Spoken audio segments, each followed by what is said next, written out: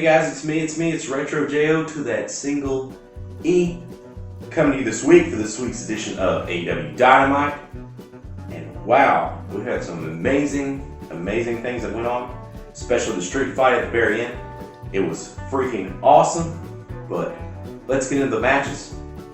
So we had, I must say though, this is the first week we have some fans there. It's not a totally empty arena. I'm not sure if these are family members or whatnot, but there was like 20-30 people, the audience, in addition to the heels and baby faces sides of the ring. That was pretty cool, I thought. So anyways, match one. You have Joey Janela versus Cody. A very nice opening match. I'm not like a huge Joey Janela fan, but when you put him in the ring with somebody who can work well, like Cody, the matches actually turn out pretty good. So I thought it was a very nice opening match.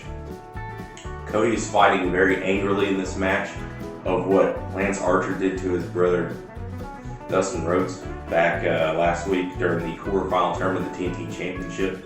So he had a little aggression going on. It was real nice to see Cody putting over Joey Janela. He didn't really have to. There's no story for it, but he did it anyways. And I thought that was cool. I thought that was a cool thing. Match two, Nyla Rose versus Kenzie Page. Kenzie Page is a newcomer. This is her in-ring AEW debut. She's basically a jobber, and that's what pretty much happened. It was a short squash match. But I did know that Nyla did like this very decent senton bomb. Surprised me. Yes, did surprise me. She did win this match, and she won it via the Beast Bomb. I don't know if I mentioned on the first one, Cody won the first one, obviously. It wasn't even a contest, but yeah. Anyways, moving on. We have a promo from MJF. Basically just pushing his ego. He mentions Piper and Flair, The Rock, and all this, which I think is great. I think it's great on AEW that they do these things because in WWE, they never ever mention other promotions or other wrestlers or anything. Once they leave, they don't exist no more at WWE. To AEW though, they mention these names because they view it as wrestling history. Because Chris Jericho has a long career and he did different things and he had different characters. He was, babyface, heel, back and forth, whatever. WWE doesn't acknowledge this, and I think it's great that AEW acknowledges each wrestler's history and legends of wrestling during their program, which they should do. You shouldn't ignore things that happened in the past. It's all a thing. So that's great of them. Now we got two promos here. Shawn Spears calls out Cody for not throwing in the towel last week in the Dustin versus Lance Archer match at the quarterfinal TNT Championship. That's all that was.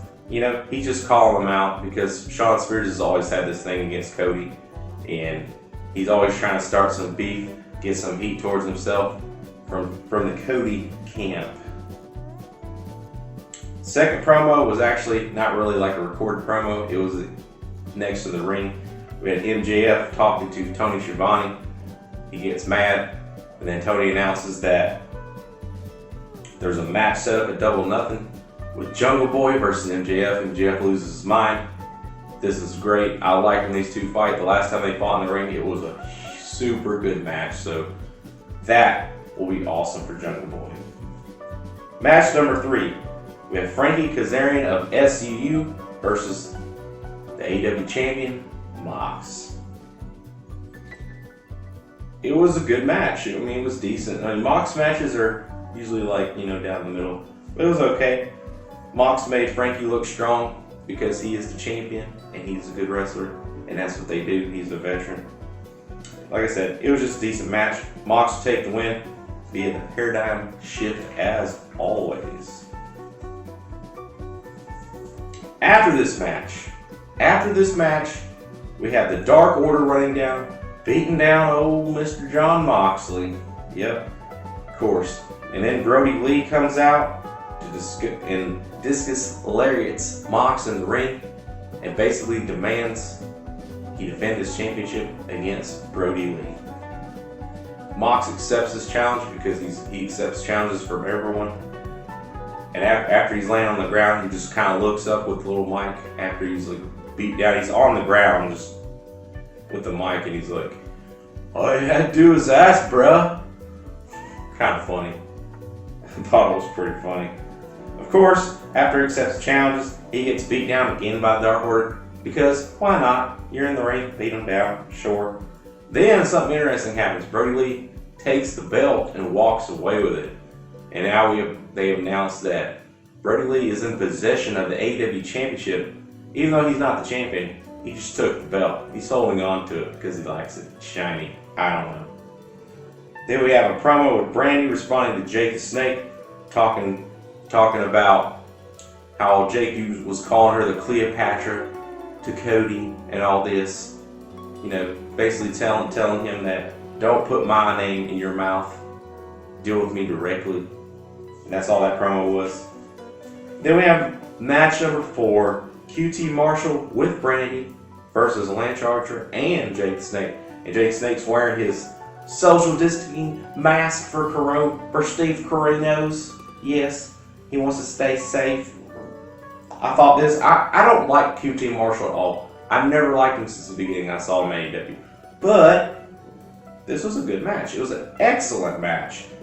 They actually had very good chemistry together, which was very weird because QT doesn't really do chemistry in the ring.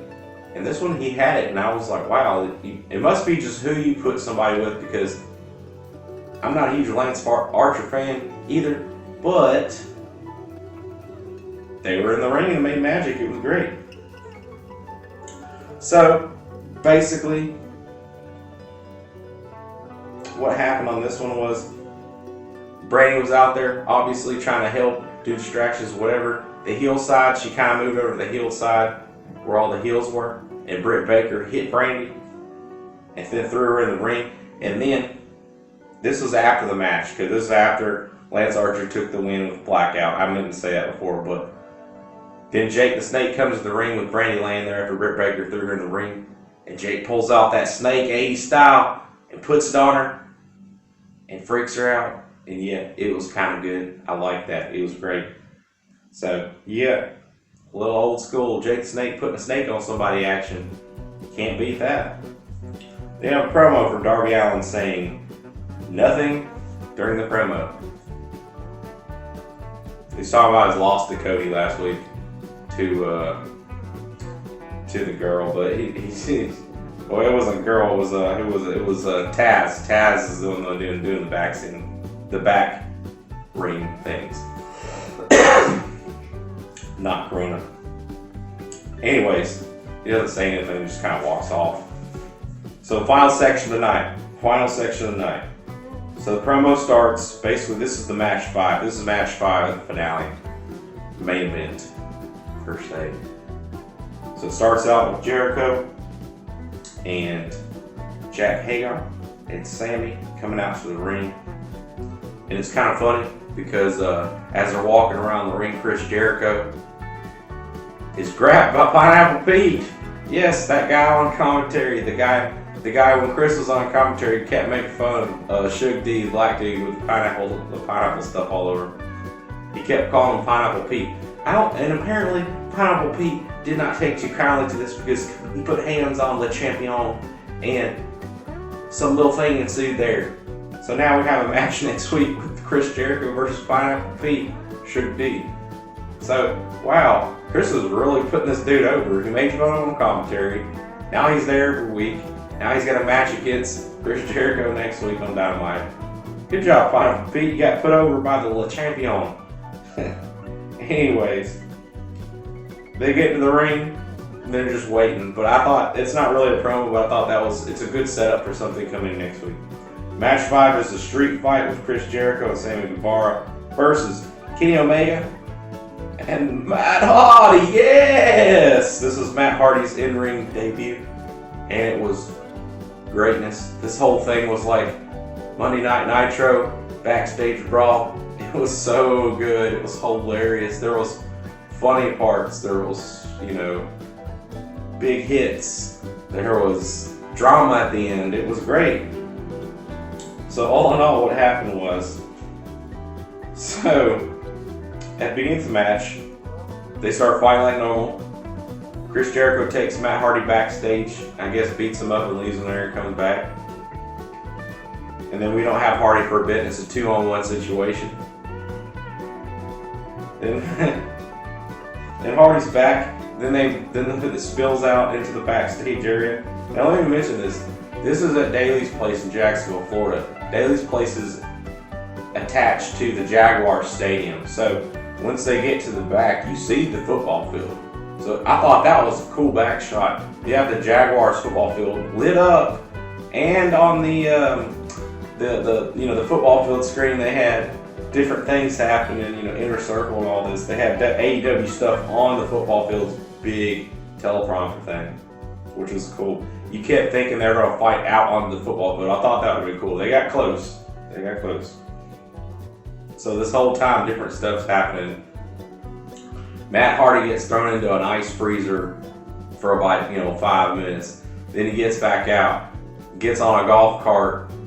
Kenny Omega hops on with this whole charge thing, and they're chasing Sammy Guevara down the hallway, and then they hit him with the cart. It's not really a golf cart, it's like one of those gators or whatever. It's like a little mini RV thing, it's a gator. So, hit Sammy Guevara with it. Then they start beating up on Chris Jericho. Put Chris Jericho on a table, and they've got Kenny Omega on one of those T-Rex things, those little lifts, the little lift things, they usually work on airplanes and stuff. He's up there and he's going to jump off onto Chris Jericho through the table. That doesn't happen, so he moonsaults off the freaking T-Rex into everyone down there. And then you think they're going to win, Matt Hardy isn't going to win. And then the inner circle, they cheat like always, and all their boys show up and beat them both down. And then, Matt Hardy's put through the table through Jack Hagar, because that's what he does, because he's a big bad beast. He puts Mox and everybody else through the tables and everything with them beast bomb things he does. But yeah, then we have Omega is held by the bad guys, and he takes a Judas effect, and that causes the inner circle to take the win. It was great. There was so much going on, and just that whole thing with Sammy Guevara running down the hallway with Matt Hardy with his smile and his hair going in the back of his face. It was great. I loved it. It looked like something from Scooby-Doo. It was funny. It was silly, but it was hilarious. It was a great end to the show. It really reminded me of Monday Night Nitro back in like 96, 95. It was great. That's all for tonight. that was it. It was a great closer to the show. I liked it. It was funny. Not really that many bad things on it except for the squash match with Nia. But yeah, it was a pretty good show. Pretty good show. Good job, AEW. Good job once again. I'll see you next time. This is Retro Joe saying, stay safe out there. Stay safe. That's right. Stay safe. Call your grandmothers. Mother's Day is on Sunday. Don't forget. And remember to keep it retro. Ladies and gentlemen, boys and girls, welcome to the Pro Wrestling Power Podcast, Wednesday Night Wars. This is the side of NXT, brought to you by Wildcat Parsons. So, it was actually one of their better shows. I have to give them credit for that. The empty arena shows have been weird of late. It's been really obvious, and I've really questioned whether they should have kept going with it or not, but they finally started putting a few storylines together, and I'm actually starting to get excited about them. And who knows, eventually we'll get back to having crowds. So let's just jump right into it, because that's what they did. First off, we get Johnny Gargano versus Dominik Dijakovic. This is an interesting matchup to me. Both guys actually really need the win. Johnny just turned heel, and, he needs momentum for the heel character.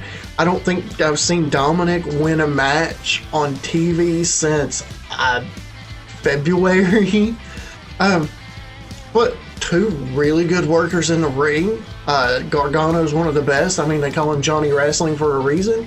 And Dominik Dijakovic is one of the best bigs in the business, super athletic for his size and everything. So the match itself was a banger. It really was super enjoyable. Gargano is definitely not a big overpowering heel. He's definitely the sneaky, you want to hate him because he's sleazy and he's just gonna win by any means necessary kind of guy. And that's actually what they went with in the match. Johnny Gargano gets the win, and like I said, I'm not sure where we go with Dominik at this point. We haven't seen him win on TV since February. Do we get a rebrand? Is he gonna be off of TV for a little while and come back with a new character? What are we gonna do with that? It's just gonna be really interesting to see exactly how it all plays out. And then we moved on to one of the segments that's the best thing going on NXT TV right now. We have the Cruiserweight Tournament. It ended up being a 4-minute match between Akira Tozawa and Jack Gallagher. Again, two really great, amazing, talented performers.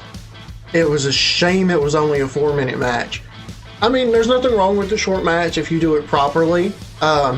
You can book these to where they're really quick, fast-paced, hard-hitting. Somebody gets a surprise win. You know, there's a lot of different ways to do this, and they did none of it. It seemed like it should have been about a 10 or a 15-minute match because of the pacing, and it just kind of like ended. And Akira Tozawa gets the win. So Gallagher's officially eliminated, but I'm really not understanding why it was such a slow-paced match. This was almost the low point of the night for me. The actual low point comes up next with Zia Lee versus Chelsea Green. What are they doing here? They have no chemistry in the ring. Chelsea Green has this new Rodney Stone associate business partner kind of thing that's going on, and this is the first win that she's got on TV. I mean, granted, it was cheat to win, so that's tarnished.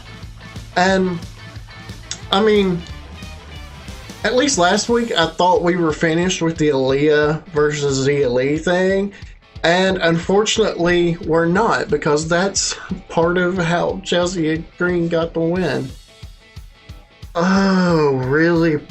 Blade. Yeah, because Zia Lee and Aaliyah have no real chemistry in the ring. I'm not exactly sure why we're doing it. It's just a really weird situation altogether. But then we got, oh my goodness, the absolute highlight of the night. It's been something I've been asking for a long time, and we got it. His actual debut was attacking Tommaso Ciampa backstage, but we got, they're calling him Karrion Kross, but we got Killer Kross. And if you're going to do an empty arena debut, oh my goodness, this is how you do it. There's rock bands that just wish that they had this kind of extra level performance. Like, seriously, you just YouTube it after you finish watching my show. But absolutely go watch it for yourself. It's one of the greatest entrances I think I've seen ever. And that's saying a lot, because WWE's really good on the production side with this kind of stuff and bringing these kind of things up. And really, it's exactly what I've been asking for in a wrestler himself. He came out, epic entrance. Scarlett Bordeaux was singing. According to her tweet, it was she was lip singing her actual singing on the track, so whatever's going on there. But he came out, he beat a guy in maybe a minute, controlled every bit of it, made him tap out, and then held on to it until he passed out. Mean mugged the ref when she was going to raise his hand, and just looked like a complete bad, bad man. Like, this is the kind of guy we need more of in NXT. That, more of in actual wrestling in general. Just this guy that's going to come to the ring, he's going to beat somebody's butt, and he's just going to be all business about it. And he just even has the look. He is big, mean, angry, and scary. And in the world of wrestling, that's a very good thing if you can pull it off. Which leads us to the next segment. We had Charlotte Flair, a favorite of this channel, versus Io Shirai. And this is a match that I'm looking forward to, but only in a spot where you can actually do the title change that's deserved to be done. You had Charlotte Flair, who's a good worker. I'll be fair with that. In the moments that she actually wants to sell, or is forced to sell, she's a good worker. But Io Shirai is probably the best worker on NXT. And it was actually a pretty solid back and forth. It had moments of entertainment. Of course, Charlotte got in a spot where she was about to lose. She hits Io with the cane and gets herself with the kendo stick and gets herself disqualified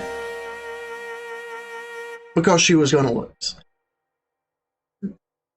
Why did you book yourself into a situation with these two that you're going to have to DQ your way out of it? I mean, I get that people wanted to see the matchup, but I don't know, maybe instead of having Aaliyah and Zia Lee earlier, throw Zia Lee into this as a triple threat so Zia Lee can take the pin. So that neither Charlotte nor Io have to lose directly. There's more creative ways around this. This is a pay-per-view quality match, and in a spot, actually, it shouldn't have been done with the championship on the line in an empty arena. Because when this happens, and it should happen, Shirai should get the honor of taking the belt off of Charlotte in a full arena. But I'm afraid they're not actually going to do this, because at the end, Charlotte was going to do the figure four wrapped around the ring post, and Rhea Ripley comes back out and saves Io, and she hits Charlotte. Charlotte rolls out of the ring because, well, she's scared, and Rhea heads to the back after tough talking Charlotte, even though she lost to her at WrestleMania, which none of that part of the story makes no sense to me. She drew a line and was like, "This is my ring." No, you lost to her. Sorry. You don't get to say that. Shirai can. She was dominating the end of the match. But it leads to Rhea walking back to the back and Shirai yelling at her angrily in Japanese. It was just a fun little weird segment. Then Io and Rhea get into a shouting match backstage or in the parking lot, and people are there all to break it up already and everything.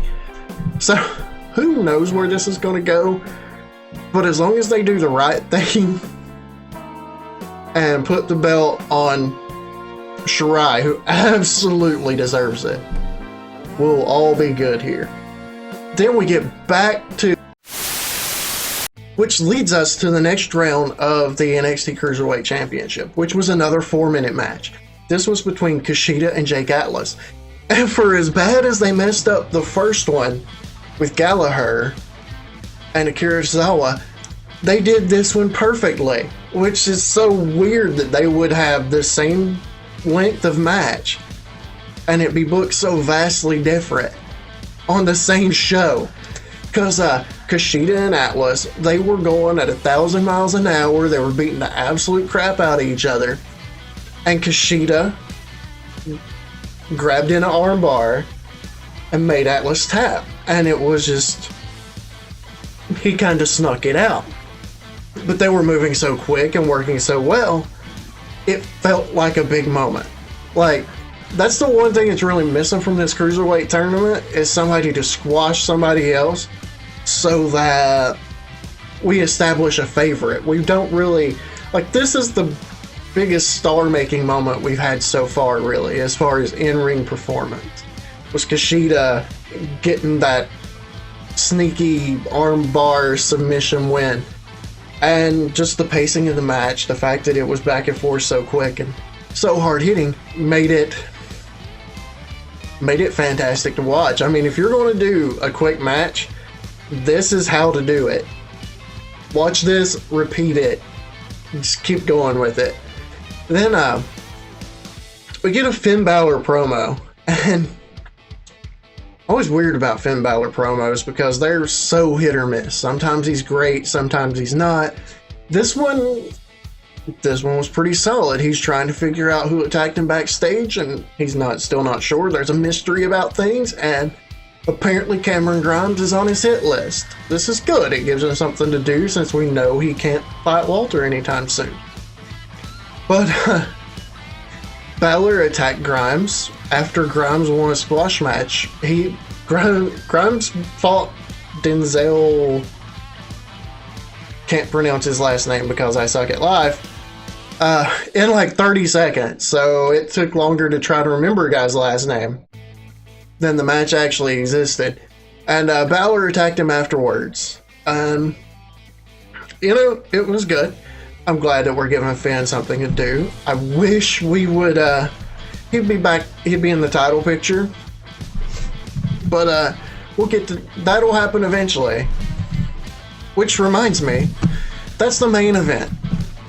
We get to Velveteen Dream, who, if you've been paying attention to the talk sheets and Twitter, is accused of being, he might be in a little bit of trouble.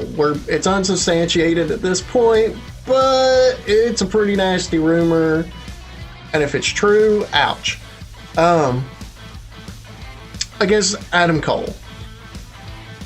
And, I've been begging for him to do something with the title, and I'm glad that they finally got this match out of the way, because it was a feud that felt kind of pointless to me. It was really just kind of, okay, yeah, we're going to do it. I mean, Dream deserves a title because of the work he's done and everything, and his character work, he deserves a title shot. But given the situation, it was good just to blow off the feud at this point, because it wasn't even a great feud.